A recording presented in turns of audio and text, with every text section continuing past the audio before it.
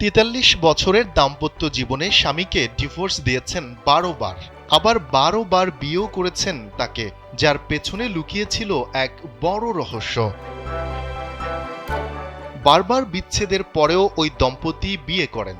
২-৩ বছর একসঙ্গে থাকার পর আবারও বিচ্ছেদের সিদ্ধান্তে উপনীত হন তারা। ১৯৮১ সালে প্রথম বিয়ে করেছিলেন ওই দম্পতি। তারপর প্রথম তাদের মধ্যে বিচ্ছেদ হয় ১৯৮৮ সালে। তারপর বিয়ে বিচ্ছেদ করে গেল ৪৩ বছর কাটিয়ে দিয়েছেন।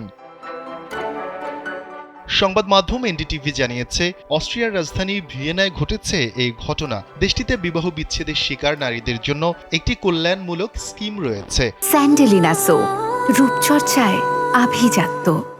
এই স্কিমের আওতায় সদ্য বিবাহ বিচ্ছেদের শিকার হওয়া কোনো নারী যদি আবেদন করেন, তাহলে সরকারের পক্ষ থেকে তাকে এককালীন সহায়তা হিসেবে $২৮,৪০৫ বা বাংলাদেশি মুদ্রায় ৩৩,৭৯,২২৪ টাকা দেয়া হয়।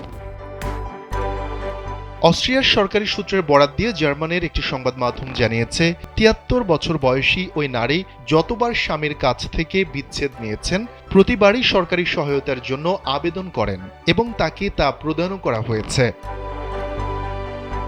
নিজের ১১তম বিচ্ছেদ পর্যন্ত সরকারি সহায়তার সেই অর্থ তিনি গ্রহণ করেছেন।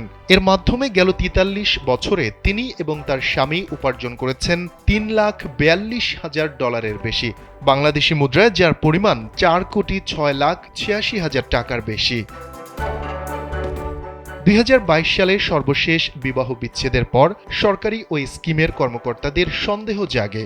সত্য উদ্ঘাটনের পর আদালত ওই নারীর বিচ্ছেদের আবেদন খারিজ করে দিয়েছেন। প্রতারণামূলক বিশ্বাস ভঙ্গের মাধ্যমে অর্থ আত্মসাতের অভিযোগে ওই দম্পতির বিরুদ্ধে মামলা হয়েছে বলে জানিয়েছে ভিয়েনা পুলিশ। শফিকুল ইসলাম শান্ত, কালবেলা ডেস্ক।